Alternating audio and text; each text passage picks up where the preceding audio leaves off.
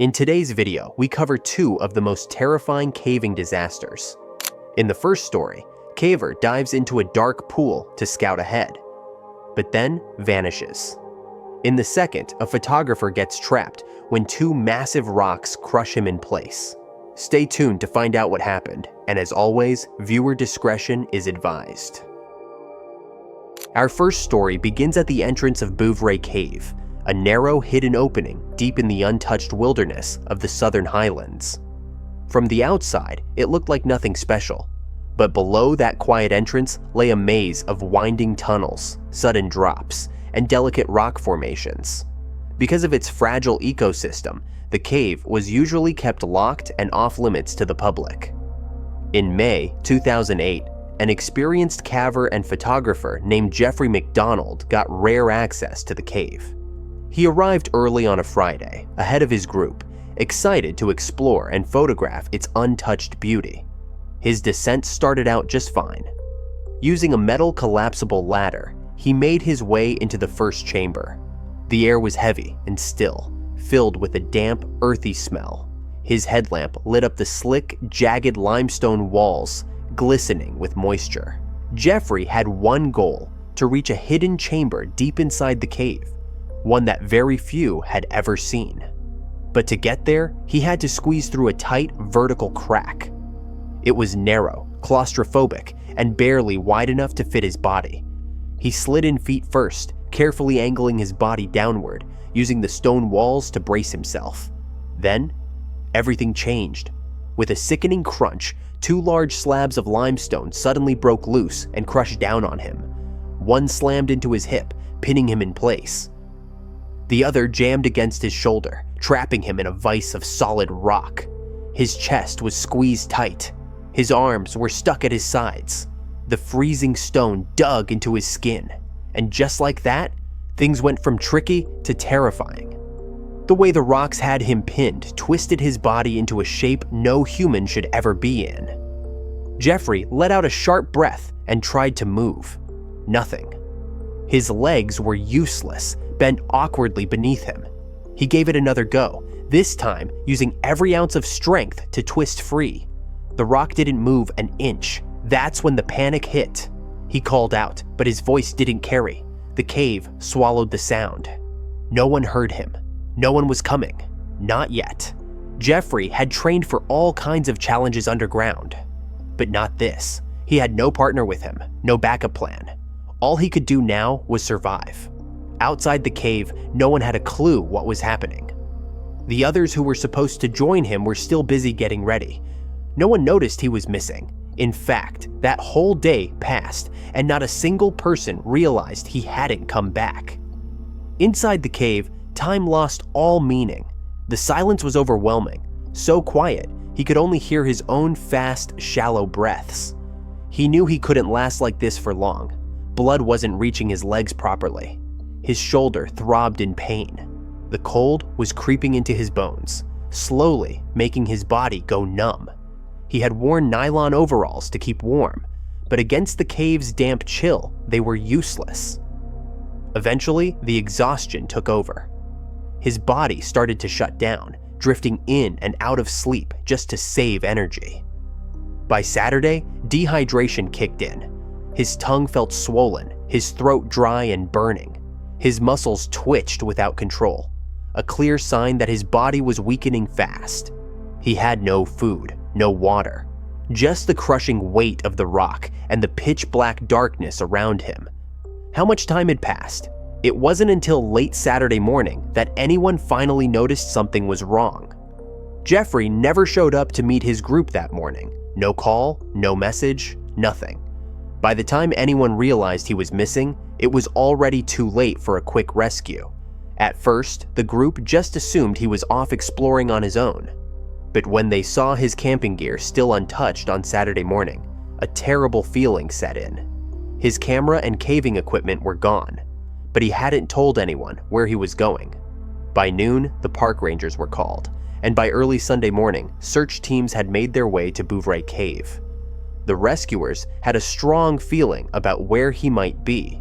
Jeffrey was well known for his passion for photographing rare cave formations, and if he had chosen to enter any cave alone, chances were it was this one. There were over 400 caves in the area, but Bouvray Cave stood out. It was breathtaking, delicate, and barely ever visited. Jeffrey had talked about it before, how it hid secret chambers and incredible formations.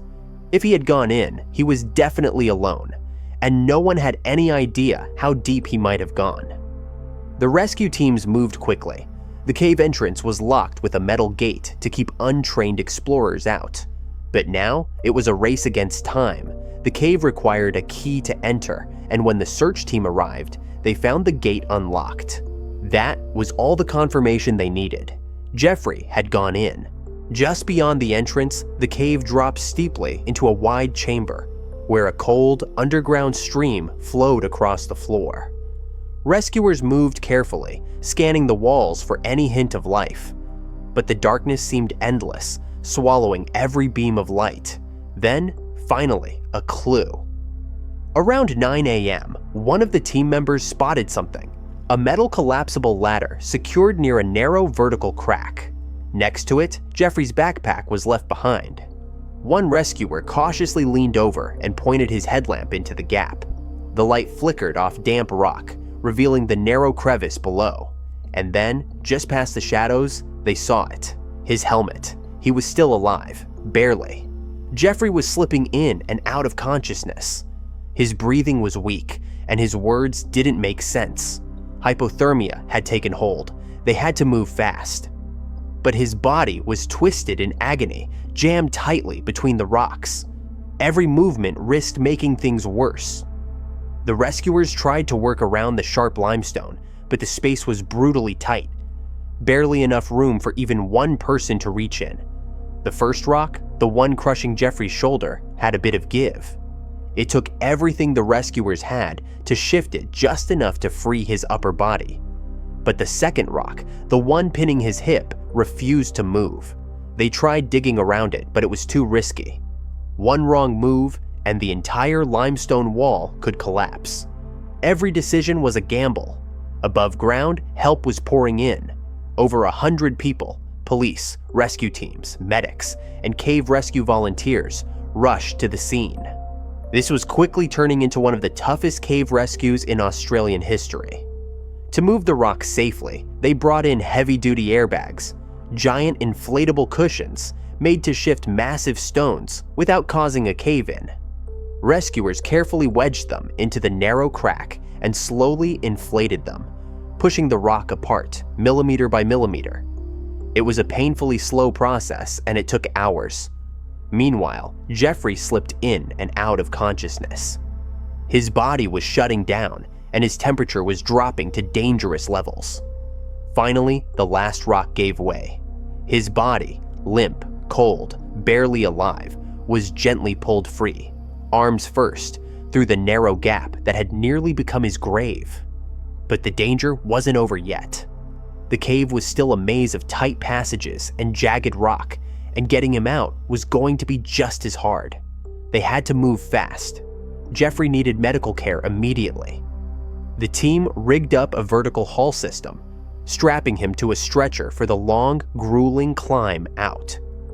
The tunnel was so tight that every movement had to be planned. They used ropes and traverse lines to carefully lift him over massive boulders, some as big as cars, making sure not to jolt his fragile body. In some areas, they even had to widen the passage with tools. Slow, risky work in solid rock. The rescuers worked in shifts, completely exhausted. The air was thick and stale. Everyone was soaked in sweat and covered in mud.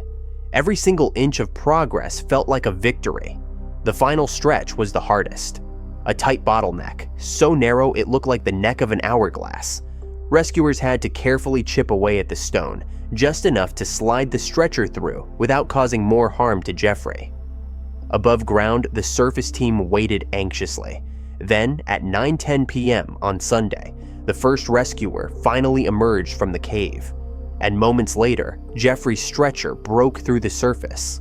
He was barely conscious, his body bruised, cold, and broken. Medics rushed in to stabilize him.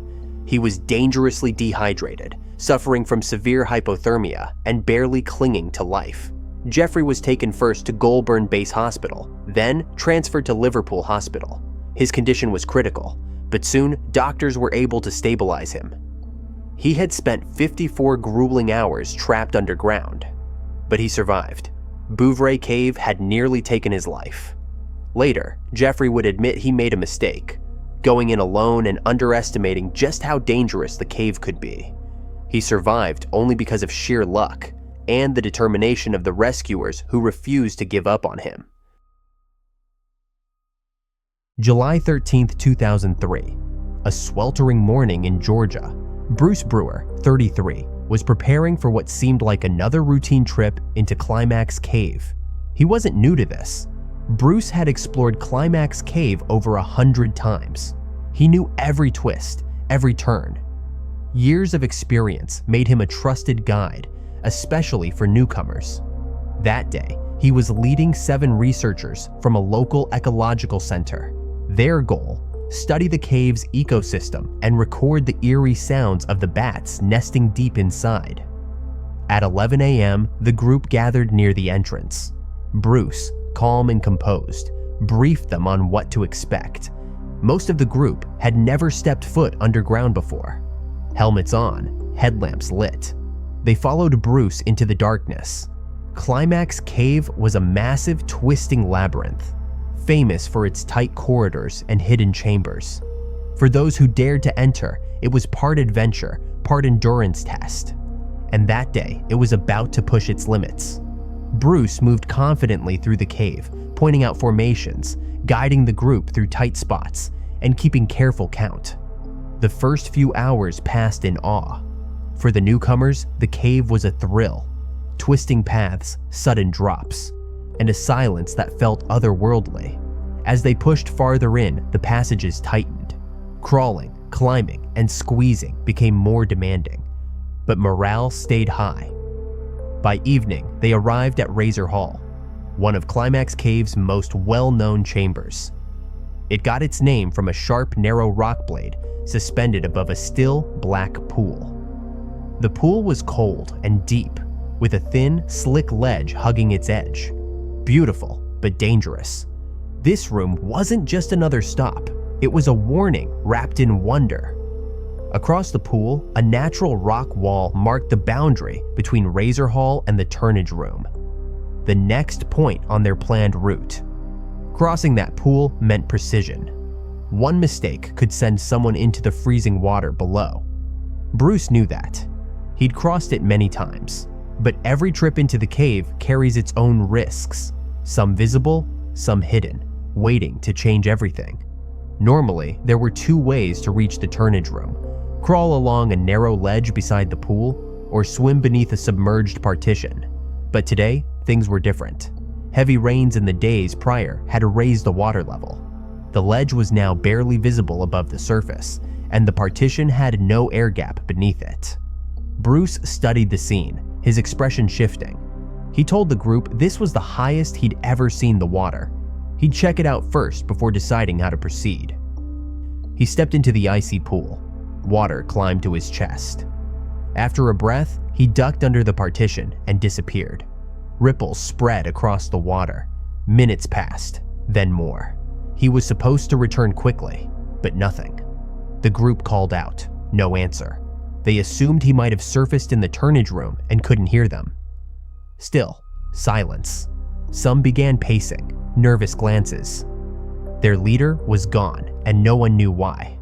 They turned off their headlamps to save power. That's when they saw it, a dim, flickering glow under the partition.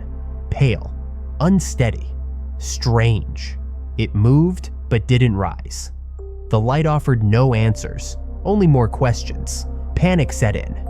Desperate, a few members waded into the freezing pool. Clinging to the edge, they reached beneath the water, hands searching the dark void blindly, hoping for any sign of Bruce. But the silence remained, and the light kept flickering. The water was icy, and their hands came up empty. Bruce had vanished. Reality hit hard. He was gone, and they were deep inside a dangerous cave with no guide. They had no choice but to retreat. Razor Hall was no place to wait. Without Bruce, the cave became a maze. What had felt manageable under his lead now turned disorienting and hostile. Their memories were scattered, the fear growing with every wrong turn. When they finally emerged at 11:30 p.m., they were exhausted, physically shaken, emotionally wrecked. Outside, they called for help. Local authorities arrived fast, but quickly realized this was beyond a standard search. They brought in Will Summer, a veteran cave rescuer who knew the system well. 2 Sheriff's Department divers joined him. At 2:30 a.m., the rescue team descended into Climax Cave, with the original group leading them back toward Razor Hall. Back at Razor Hall, the divers approached the black pool without hesitation. Their lights pierced the water as they slipped below the surface, scanning for any sign of Bruce. After several tense minutes underwater, the divers found Bruce's body, submerged 10 to 12 feet deep near the partition. In the dim pre-dawn light, rescuers stood together, drained, silent, and grieving. The toll of the night was etched into every face. Bruce wasn't just a guide, he was a friend, a mentor, a cornerstone of the caving community. His loss cut deep. Climax Cave hadn't changed. It was still beautiful, still brutal, an unyielding world beneath the surface. For those who enter, it demands respect. One mistake is all it takes. Bruce Brewer's final journey became a haunting reminder. In the depths of the earth, experience isn't always enough, and even the best can be lost. The recovery had to be precise. Every move was slow, calculated. Tight spaces and cold water made the task risky. When they finally brought Bruce to the surface of the pool, the mood shifted. The loss was real now. Their guide, so confident just hours earlier, was gone. Getting him out of Razor Hall was just the beginning. By 7:30 a.m., the recovery team surfaced to call in more help. News of the tragedy spread fast. Volunteers began arriving from across the region. By mid-afternoon, over 130 rescuers were on site. Cave experts, medics, and locals. Everyone wanted to help, but Climax Cave wasn't built for rescue. The same tight passages that made it famous now blocked their every move. The only solution? Widen them. Crews hauled in portable air hammers and chisels, slowly carving space through solid rock. It was loud, slow, exhausting work. The recovery dragged into the night. A 13-hour marathon that pushed people to their limits. At 4:19 a.m. Monday morning, Bruce's body finally emerged from Climax Cave. The mission was over, but the cost was burned into every person who'd helped. In caves like Climax, one misstep can echo for miles. Bruce Brewer's final dive reminded everyone why these places demand total respect.